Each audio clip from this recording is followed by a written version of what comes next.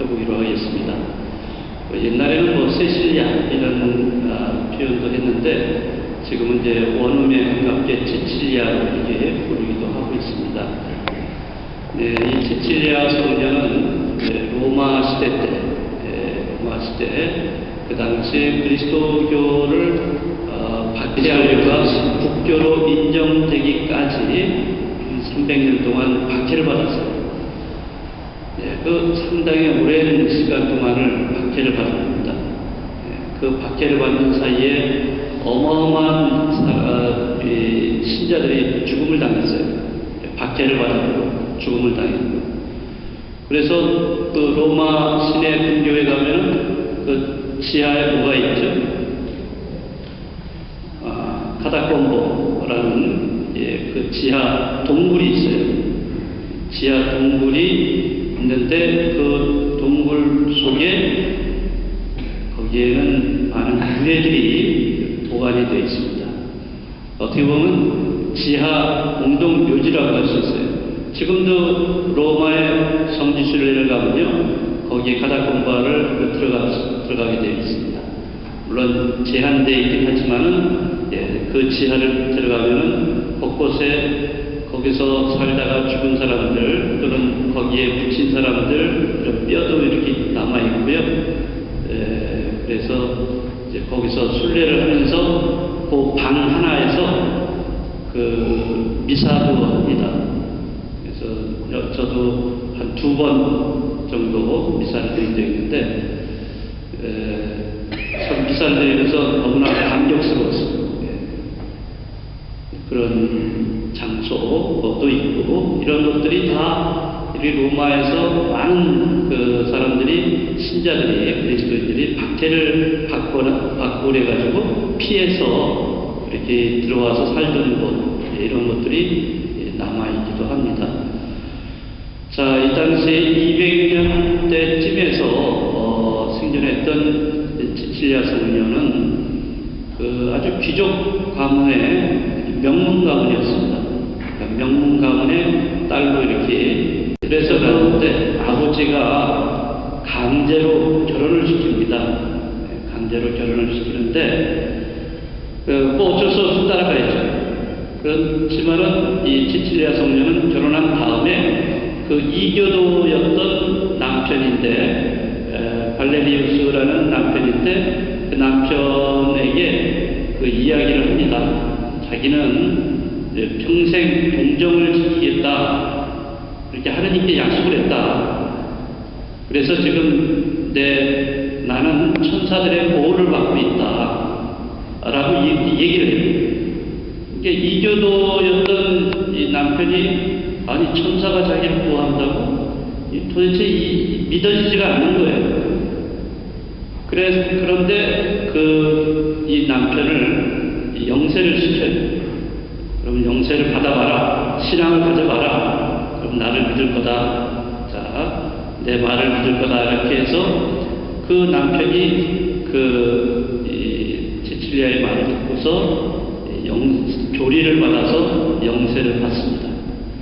영세를 받고 났더니 정말 그 치칠리아를 보니까 천사가 양쪽에 두 천사가 딱 지키고 있다는 거예요.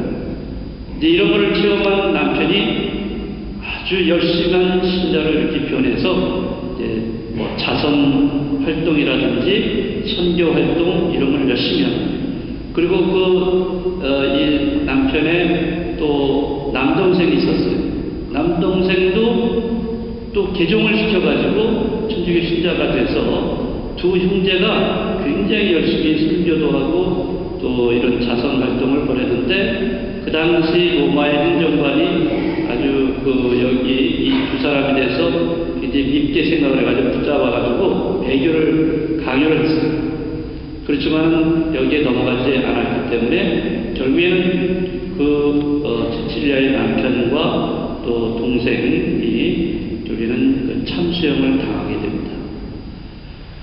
그래서 치칠리아가 이 참수형을 받은 시신을 이렇게 거두어서 장례를 치르는데 치칠리아도 역시 또 붙잡혀서 또 배교를 강요당합니다. 그렇지만은 결국엔 넘어가진 않죠. 그래서 어떻게 죽임을 당하냐면은 이런 목욕탕에 집어넣고서는 뜨거운 증기로 해서 쪄서 죽이는 이런 형을 받습니다. 그런데 그렇게 뜨거운 증기를 집어넣는데도 이 치칠리아 선녀는 끝까지 그런 배교를 하지 않고 결국엔 박해를 견뎌내면서 자신의 목숨을 바쳐서 하느님 그분만을 위해서 목숨을 바친 그런 성녀가 되죠. 이 성녀는 음악과 또는 음악인들의 수호 성인으로도 알려져 본당마다 그 성가대 이름을 시칠리아로 이렇게 부르는 명명하는 데가 굉장히 많이 있어요. 이 시칠리아 성녀는 이만큼 그 하느님에 대한 그 신앙이 아주 돈독했기 때문에 돌아가시면서도 이 죽으면서도 이 손가락을 한쪽 그 손에는 세 손가락을 이렇게 펼쳤고 한쪽은 그 손가락 하나를 펼쳤다고 해요.